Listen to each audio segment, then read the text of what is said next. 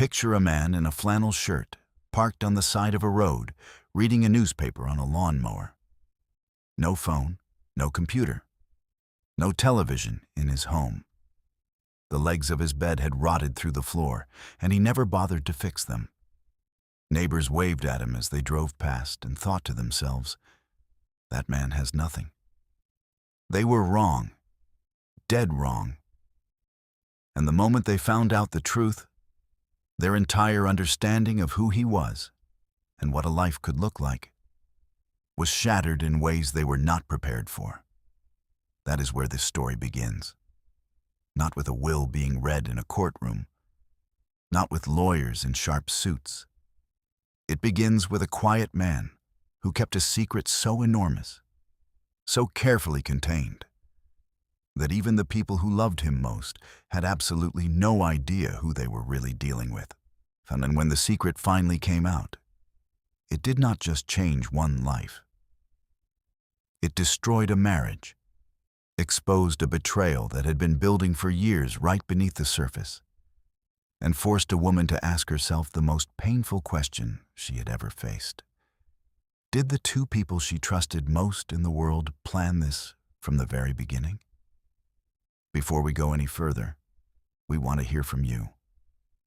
Leave a comment right now and tell us where in the world you are watching from.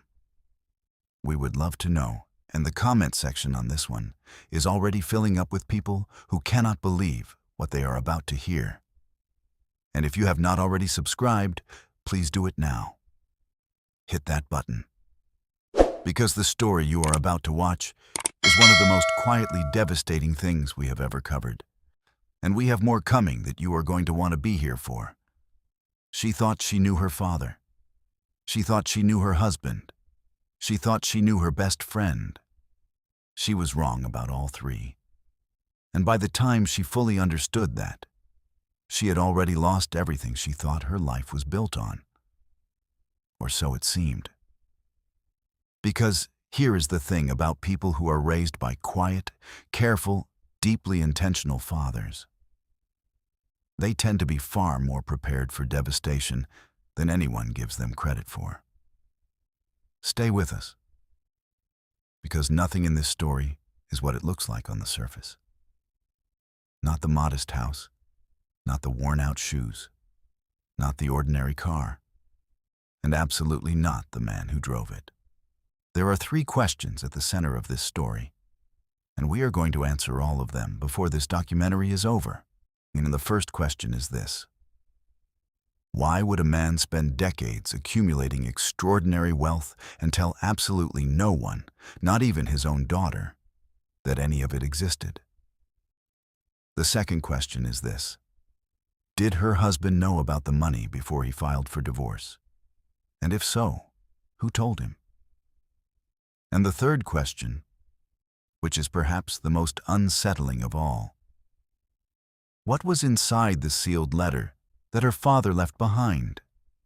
The letter that could only be opened after the divorce was finalized. And what did that letter reveal about how much her father actually knew?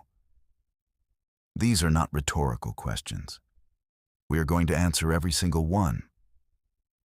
But to understand the answers, you first have to understand the people. Because this story is not really about money.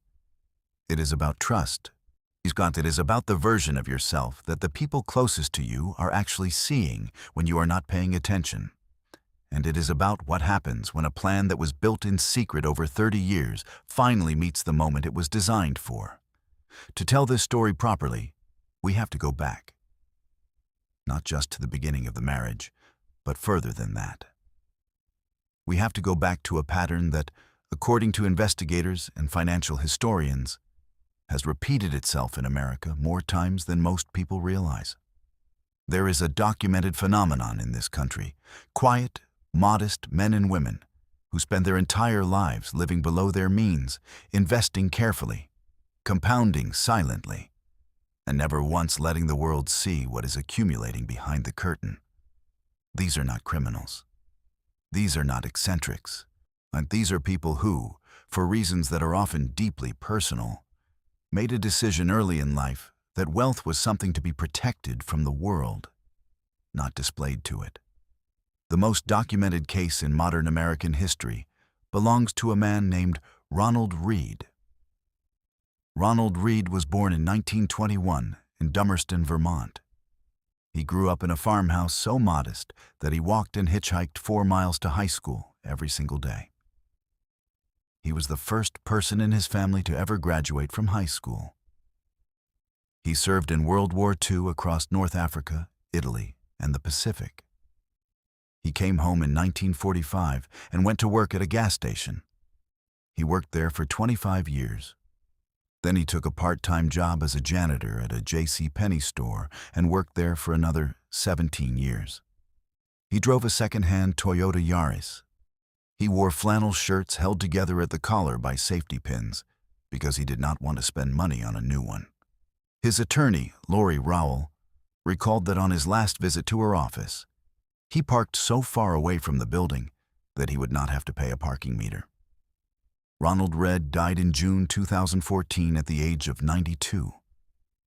And when his estate was opened, the town of Brattleboro, Vermont, found out that the man they had known as their janitor had quietly built a fortune of $8 million through decades of disciplined investing.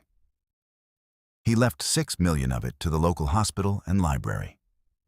His own stepson, Philip Brown, told reporters he was, quote, tremendously surprised.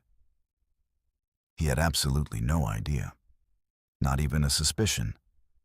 That story matters to what we are about to tell you. Because Ronald Read was not alone. In 2023, a man named Jeffrey Holt passed away at the age of 82 in the small town of Hinsdale, New Hampshire.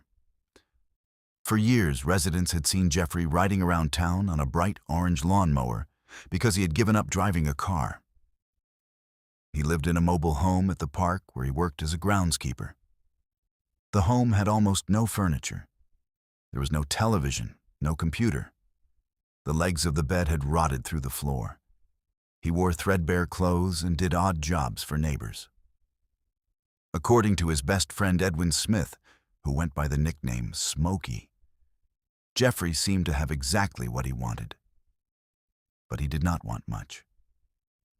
What Hinsdale did not know was that Jeffrey Holt had been a silent, meticulous investor for decades. That he had received a cash settlement when the grain mill where he once worked as a production manager closed down in the 1980s. Instead of spending it, he invested it. He read financial publications the way other people read novels. He studied the market from quiet spots near a brook on the land where he lived. He told almost no one. When Jeffrey Holt died in June 2023, he left the entirety of his fortune, $3.8 million, to the town of Hinsdale. Steve Diorio, the chairperson of the town's select board, told the Associated Press, "I don't think anyone had any idea that he was that successful." We tell you about Ronald Read and Jeffrey Holt because you need to understand, before we go any further, that the kind of man at the center of our story tonight is not a fictional creation. He is a documented American type, a man who decided, at some point, that his money was his business and nobody else's. A man who found deep satisfaction not in displaying what he had built, but in knowing it was there. A man who had reasons, private, careful, sometimes painful reasons, for keeping the scale of his success entirely hidden from the world around him. The man in our story made the same choice. But unlike Ronald Read and Jeffrey Holt, who had no children, the man in our story had a daughter. And that changed everything. Her name was Jennifer Holt. She grew up in a middle-class neighborhood outside Columbus, Ohio. Her father, Richard Holt, was a quiet, methodical man who told her he worked in financial management. He drove a modest sedan. He lived in the same house for 30 years, and the neighborhood kids knew him as the dad who always had time to explain things. How a savings account worked, why patience mattered, why you should never make a decision in a moment of emotion. Jennifer described him in interviews as a man of enormous steadiness. He was never loud. He was never showy. He was, by every external measure, a perfectly ordinary middle-class father. Jennifer's mother passed away when Jennifer was 14 years old, and from that point forward, it was just the two of them. Richard raised her alone. He was present at every school event, every graduation, every significant moment. He paid for her college education in full. He made sure she had everything she needed without ever making her feel that money was something to be anxious about. He just took care of things, quietly, without fanfare. Was the way he took care of everything. And Jennifer, who trusted her father completely, never thought to look behind the curtain. Then, when Jennifer was 31 years old, she met a man named Marcus Webb at a mutual friend's dinner party. Marcus was polished and confident and worked in private equity. He had an easy charm that made rooms feel warmer when he entered them. He asked smart questions. He listened carefully. And very early in their relationship, perhaps earlier than Jennifer noticed at the time, he asked about her father. Not intrusively. Just curiously, she thought. He seemed genuinely interested in where she came from. She found it endearing. They dated for 2 years and then married. Her best friend since college, a woman named Sophie Brennan, was her maid of honor. Richard Holt attended the wedding, and he was polite to Marcus, measured. He shook his hand, he smiled for photographs, and at one point during the reception, according to Jennifer, he pulled her aside and said something she did not fully understand at the time. He said, "Just make sure you know someone before you trust them." Jennifer thought he was being protective in the way fathers sometimes are. She laughed it off. She was happy. She was in love. She went back to the dance floor and she danced with her new husband, and her father stood at the edge of the room and watched them with an expression she could not quite read. Looking back now, she says she thinks she understands what that expression meant. But she did not understand it then. And that is the thing about warnings from people who see clearly. They almost never land the way they were intended to. But Richard Holt died of a heart condition on a Tuesday morning in March. He was found at his kitchen table, which Jennifer would later describe as exactly the way he would have wanted to go. At home, quietly, without any drama. The funeral was small, understated. Richard had not wanted a spectacle, and the people who came to pay their respects understood that and honored it. Marcus was supportive throughout the process. Sophie was at Jennifer's side every single day, and Jennifer grieved the way people grieve when they lose a parent who was also their anchor, deeply, quietly, and with a sense of displacement that is difficult to put into words. 3 weeks after the funeral, the attorney called. Not Richard's longtime family attorney, who Jennifer had met once or twice over the years. A different attorney, a woman named Carol Tanaka, who operated out of a small private firm in a city 3 hours away from Columbus. A city Richard had apparently traveled to several times in the last 2 years of his life, without ever mentioning why. Jennifer drove to the meeting alone. She did not tell Marcus she was going. She could not have explained to you at that point why she made that choice. She just did. And when she sat down across from Carol Tanaka, and the documents were placed on the table in front of her, the world she thought she was living in quietly folded in on itself. Richard Holt had not been simply a financial manager. Over the course of 40 years, working quietly and with extraordinary discipline, he had built a network of private equity interests, carefully structured real estate holdings, and long-term investment positions that had compounded to a value, at the time of his death, of somewhere between $18 and $22 million, depending on how certain assets were ultimately liquidated. The estate was structured almost entirely in irrevocable trusts and private holding vehicles that had no public record and were invisible to anyone who was not specifically looking for them and who did not have the exact documents to follow. Carol Tanaka told Jennifer that Richard had been a client for the last 3 years of his life. He had come to her specifically because he did not want to use his longtime attorney, a man who was connected to the broader Columbus financial community and who Richard, according to Tanaka, did not fully trust with this particular matter. Richard had been methodical. He had thought about this for a long time, that he had structured the estate with one purpose: to ensure that everything passed cleanly and completely to Jennifer, insulated from any third-party claims, whether from creditors, business associates, or, and this is the part that Carol Tanaka said carefully and deliberately, from a spouse. Jennifer sat in that office for almost 4 hours. She drove home in silence. She did not call Marcus. She did not call Sophie. She walked into the house, went upstairs, closed the bedroom door, and sat on the edge of the bed with the folder of documents on her lap for a very long time. And some old, quiet part of her, some instinct she had not felt in years, told her to wait, to be still, to watch. She listened to that instinct. It may have been the most important decision she made in the entire course of everything that followed. Nice, what happened next is something that, according to Jennifer, she replays in her mind often. Not because it was dramatic. It was not dramatic at all. That is the part that stays with her. It was ordinary, mundane.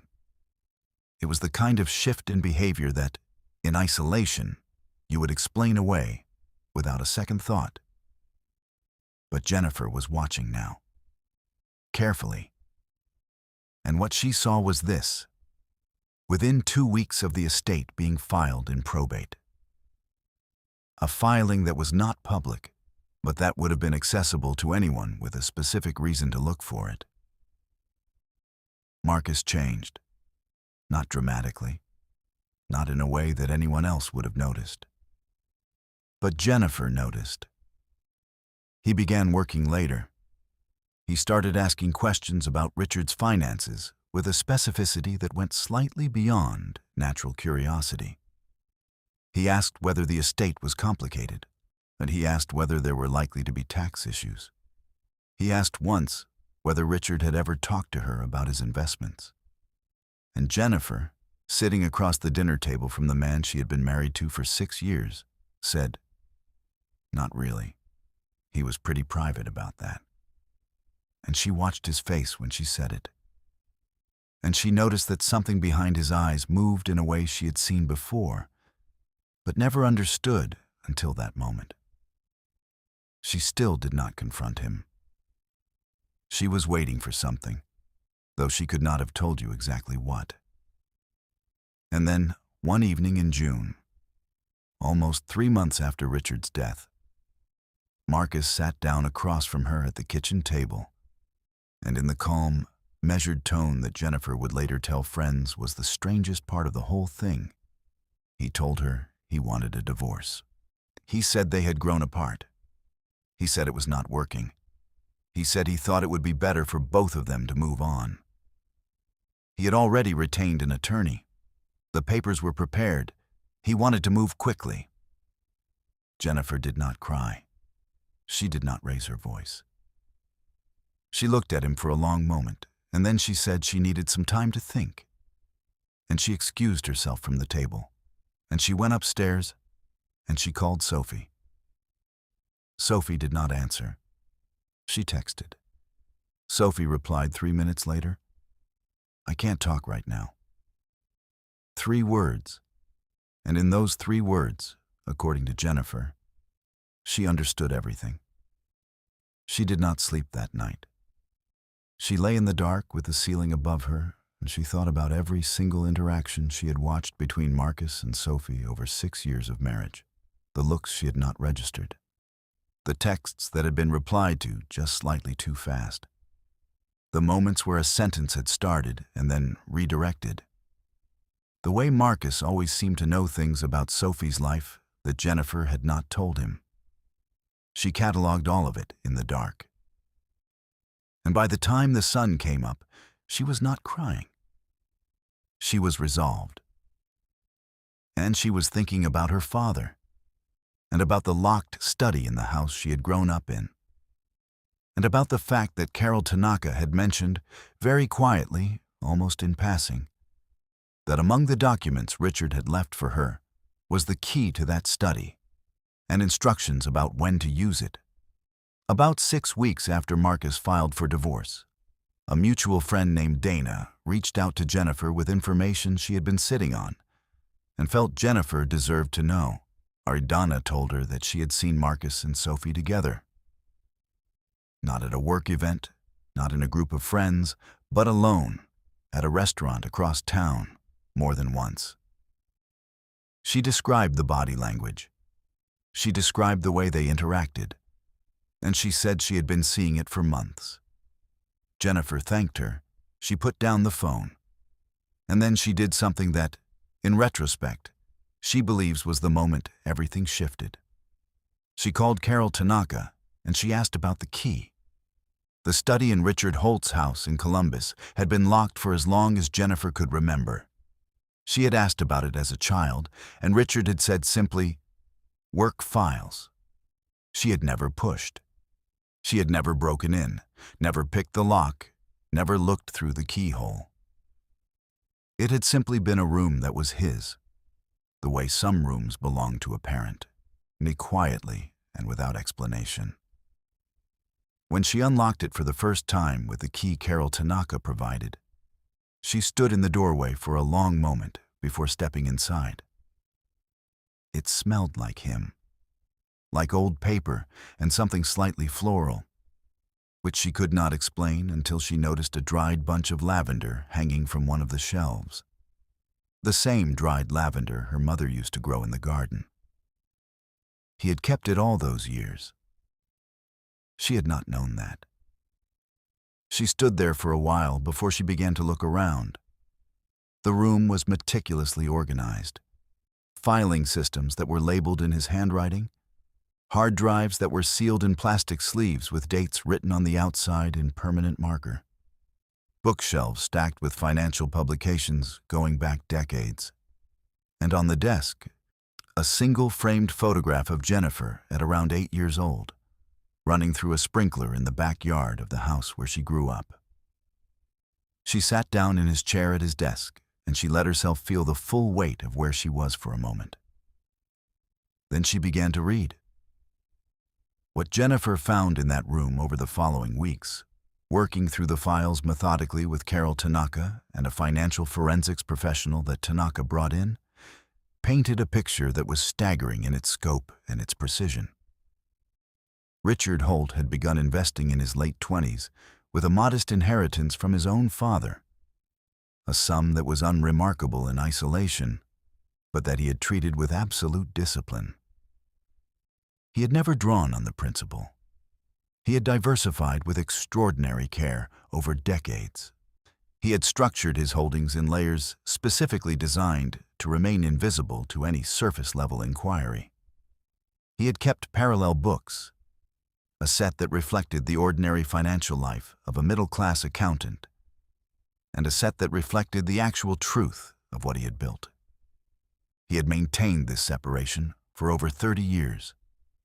And at some point in the last 3 years of his life, according to the documentation, he had begun to understand that something was wrong, that someone was looking. Among the files in that study was a folder that Jennifer had not been expecting. It was labeled with Marcus's full name. Inside it were reports from a private investigator, the first of which was dated 2.5 years before Richard's death. Richard had hired the investigator shortly after Marcus and Jennifer's 4th wedding anniversary. The reports documented meetings, locations, dates, names of law firms. According to the investigator's findings, Marcus Webb had, during a previous relationship several years before meeting Jennifer, been involved in a legal dispute over the estate of a woman whose family had inherited significant assets. That case had been settled quietly. The investigator had found records of it. Richard had found records of it too, apparently through his own channels, before he hired the private investigator. And it was those records that had prompted him to hire the investigator in the first place. The investigator's reports also documented something else. In the year before Richard died, Marcus had met privately with Sophie Brennan on at least 11 documented occasions. These were not social gatherings. Several of the meetings took place at the offices of a law firm that specialized in estate litigation, a firm that had no other obvious connection to either Marcus or Sophie's professional or personal lives. Jennifer read that file in her father's study with the kind of stillness that she says is the opposite of calm. It is not calm. It is a shutdown of everything that is not essential, so that you can keep functioning when functioning feels impossible. She did not tell anyone what she had found. Not yet. She called Carol Tanaka, and they met the following morning, and Jennifer placed the investigator's folder on the table between them. Tanaka read through it, and then she told Jennifer something that Jennifer has said was the moment she understood what her father had actually built. Tanaka said, "Your father anticipated this, almost all of it. The structure of the estate was designed specifically for this situation." Richard had built not just a fortune, but a legal architecture around that fortune that had taken years to assemble, and that had been designed from the ground up with one principle: that the people most likely to come for it would not see it coming until it was too late for them to do anything about it. The divorce proceedings began that autumn, and they were not clean. Marcus's legal team filed a motion claiming that as Jennifer's spouse at the time the inheritance was received, Marcus was entitled to a marital share of the estate assets. The legal argument had a basis in certain readings of property law and was not without some theoretical merit, which meant it could not simply be dismissed. It created genuine uncertainty. Financial journalists picked up on the case. Certain coverage framed it as a contested billionaire estate, which it was not, though the phrasing was used loosely. Jennifer's life, which had already been compressed to almost nothing by grief and betrayal, was now also being narrated in the press in ways she could not control. And through all of it, Marcus and Sophie appeared in public together with what Jennifer described as a confidence that, in retrospect, tells you something important about how certain they were that their plan would work. But Richard Holt had hired Carol Tanaka for a reason. And Tanaka had spent 3 years building an estate structure that had been specifically designed to hold.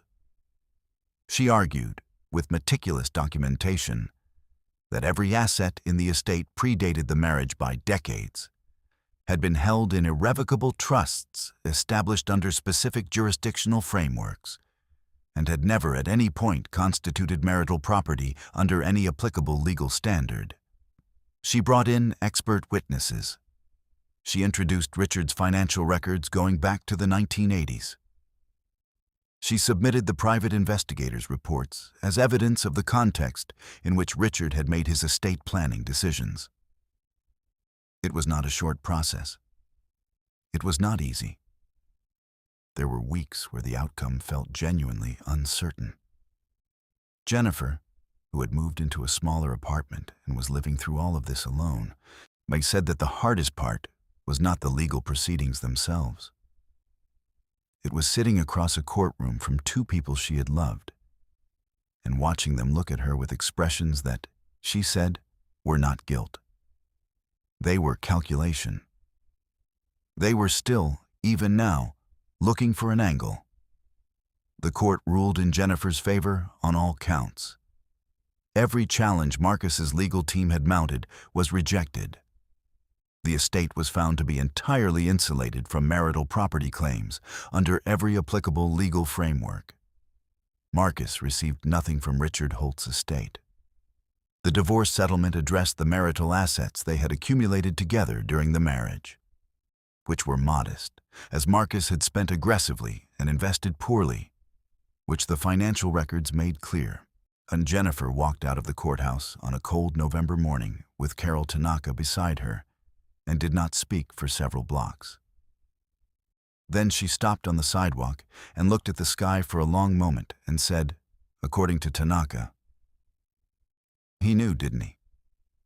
And Tanaka said, "He knew enough." The full picture of what Richard had known emerged through the estate documents and the investigators' reports during the discovery phase of the proceedings.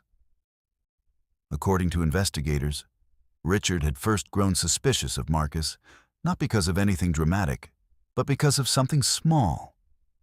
A question Marcus had asked at a family dinner about 2 years into the marriage. A question about estate planning, about trusts, about how assets were structured when passed between generations.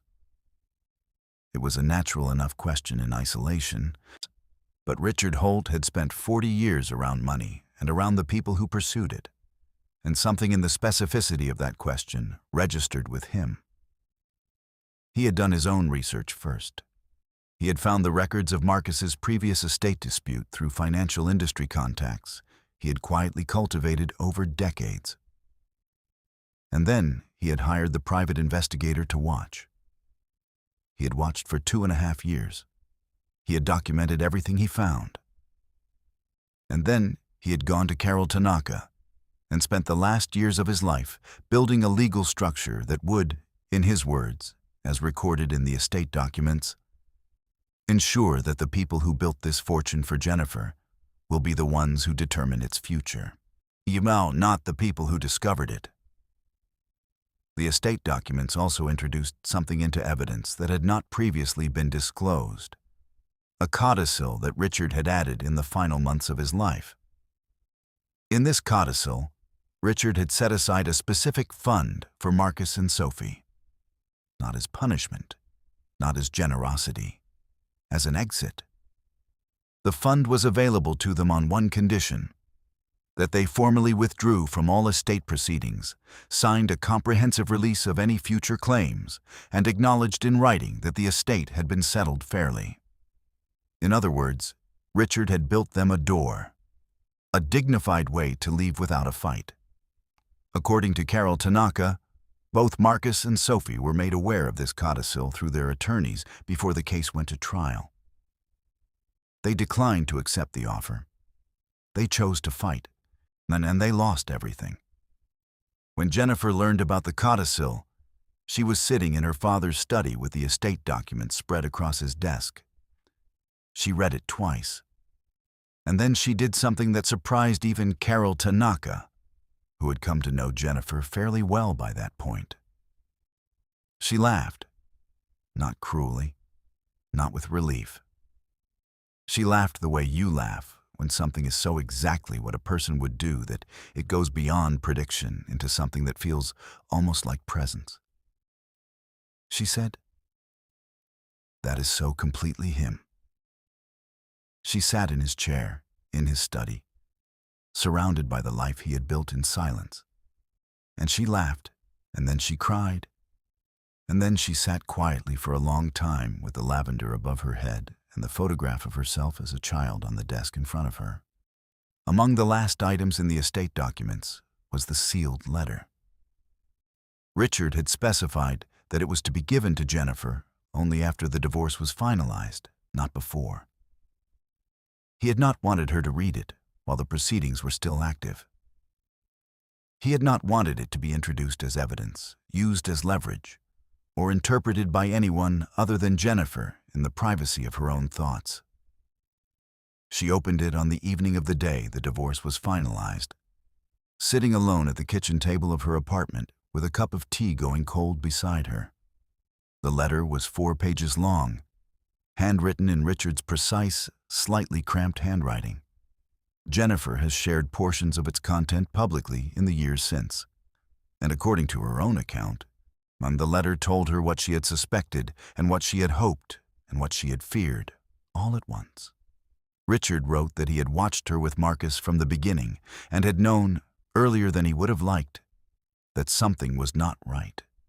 He wrote that he had spent a long time deciding how to tell her, whether to tell her directly, whether to show her the investigators' reports, whether to intervene in some way that might actually change the outcome.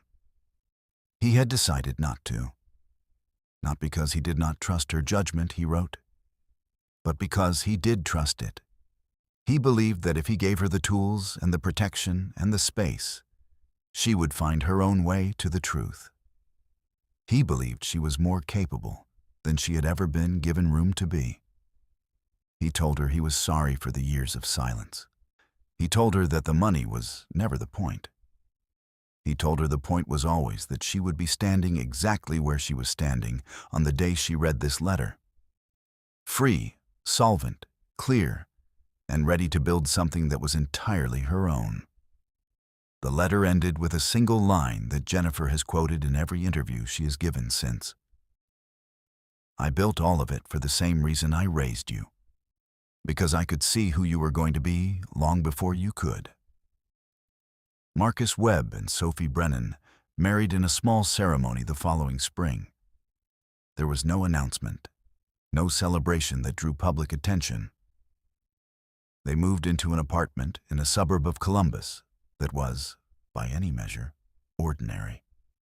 The fortune they had anticipated, the legal claim they had been building toward, the strategic positioning that Sophie had allegedly been conducting for more than a year before Richard's death.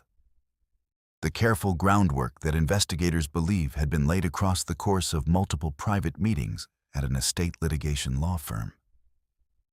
None of it materialized.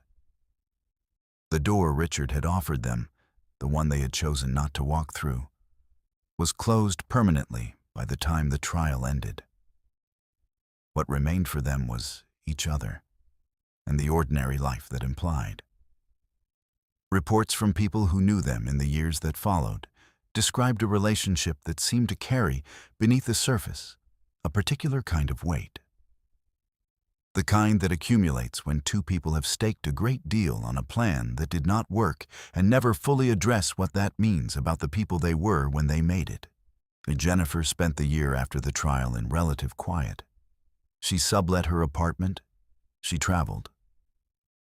She spent a great deal of time in the study that had been her father's, going through his files not as an investigation, but as an education, learning piece by piece how he had done what he had done and why. She said in interviews that reading his records was like meeting him as an adult for the first time. She began to understand the decisions he had made and the reasoning behind them in a way that she had not been able to access when she was simply his daughter, without the full context of who he was. She found correspondence between him and former colleagues from decades earlier. She found his investment journals, which were meticulous and deeply personal. He had written, in the margins of many entries, not just the financial rationale for a given decision, but the life context in which he was making it. She found a small, handwritten note tucked into the back of one of the journals that read, "The goal is not to become rich. The goal is to be someone whose wealth cannot be used against the people you love." She framed it and hung it in her apartment. 2 years after the trial concluded, Jennifer made her first public move with the estate. She established a foundation. Its mandate was focused and specific: financial literacy, estate planning education, and legal aid for individuals, particularly women, facing inheritance disputes, predatory estate challenges, and financially motivated relationship fraud. She named the foundation after the one thing Richard Holt had spent money on in his life, with obvious pleasure: a small but carefully tended garden on the eastern side of the house where he had raised her, full of lavender and old roses and the kind of plants that take years to establish and do not perform for visitors. They simply exist, year after year, because someone decided to tend them. She called it the Holt Garden Foundation.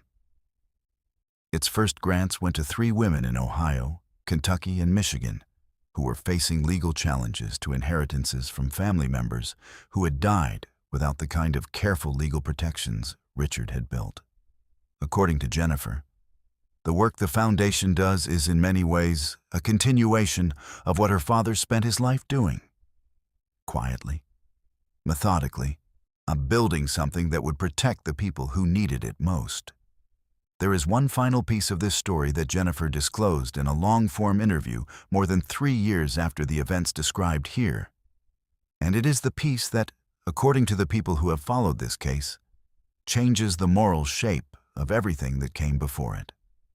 While reviewing the last of her father's personal correspondence, Jennifer found a letter that Richard had written, but apparently never sent, to Marcus Webb. It was dated approximately 8 months before Richard's death. In the letter, Richard addressed Marcus directly. He told him, in measured and precise language, that he was aware of the meetings with Sophie and the visits to the estate litigation firm. He told him that the estate was structured in a way that would make any legal challenge not only unsuccessful but counterproductive. He told him that there was a path available to him that did not involve litigation, that there was a way to leave the situation with his dignity intact, and that Richard was prepared to assist him in taking that path if he chose to. He wrote, "I have watched you for several years now. I do not think you are a bad person. I think you are a person who made a decision from a position of incomplete information, and I would prefer to give you the opportunity to correct that decision before it becomes irreversible." The letter was never sent. Richard had written it, apparently reconsidered, and filed it away. Jennifer read it alone in the study, sitting in his chair, and with the dried lavender above her and the photograph of herself on the desk in front of her. And she said that reading it was the strangest experience of her grief. Because in that letter she heard her father's voice more clearly than she had heard it anywhere else. Not protective, not calculating, simply kind. A man who had watched a situation approach for years and had spent those years not in anger, but in the careful, patient work of making sure that when it arrived, the people he loved would not be harmed by it. People have asked Jennifer many times since all of this became public what she thinks about Marcus and Sophie now. She is consistent in her answer. She says she does not think about them very much at all. She says the question she returns to, the one that has not fully resolved itself even now, is about her father, about what it means to love someone so carefully and so completely that you spend decades building a protection they do not know exists, about whether the silence was wisdom or whether it was one more secret she deserved to know while he was still alive.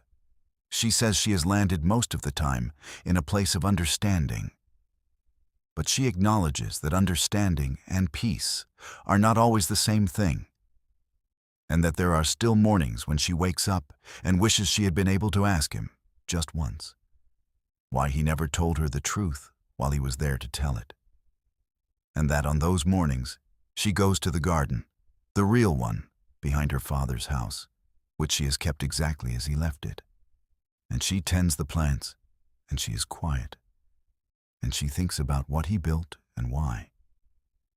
And by the time she comes inside, she almost always feels, if not at peace, then at least in possession of the next thing she needs to do. I have been sitting with this story for a long time, and the longer I sit with it, the more I find myself returning not to the betrayal, not to the legal drama, not to the verdict, but to that letter that was never sent. The letter Richard Holt wrote to Marcus Webb, measured and clear and, of all things, kind. Because it tells you something about the man that none of the financial documents can tell you. He was not spending all those years building a trap. He was building a shelter. There is a difference, and I am not sure we always recognize it when we are inside it. We want to leave you with 3 questions tonight, because this is the kind of story that deserves to be turned over slowly. The first question is this. Richard Holt kept his entire financial life hidden from his daughter for 30 years, telling himself it was to protect her. Do you think he was right? Do you think there is ever a version of that kind of silence that is fully justified, even when it comes from love? The second question. Looking back at everything we know now, what was the earliest sign that Marcus and Sophie's relationship was not what Jennifer believed it to be? Were there red flags she could have seen? Or was she simply dealing with people who were very good at concealment? And the third question, which is the one I keep coming back to. When Marcus and Sophie were offered Richard's exit, the door he had built into the estate documents, the dignified way out, why do you think they chose not to take it? Was it greed? Was it pride? Was it that they had invested too much in the plan to walk away from it? Leave your answers in the comments. We read every single one, and the conversations on this channel are always worth more than the video itself. Before we go, we want to ask you one more time. Where in the world are you watching this from? Tell us in the comments.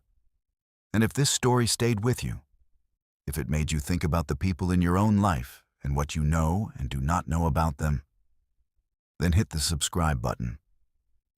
Because next week, we're going to tell you about a case out of the Pacific Northwest. A woman who spent 22 years building what she believed was a shared life, only to discover after a routine medical appointment that her husband had been maintaining a second household, a second family, and a second financial identity. These all funded from the same accounts. She found out the way nobody expects to find something like that out. By accident, through a name on a credit card statement that did not belong to anyone she knew. That story is coming next week. And the ending, like this one, will leave you thinking for days. We will see you then.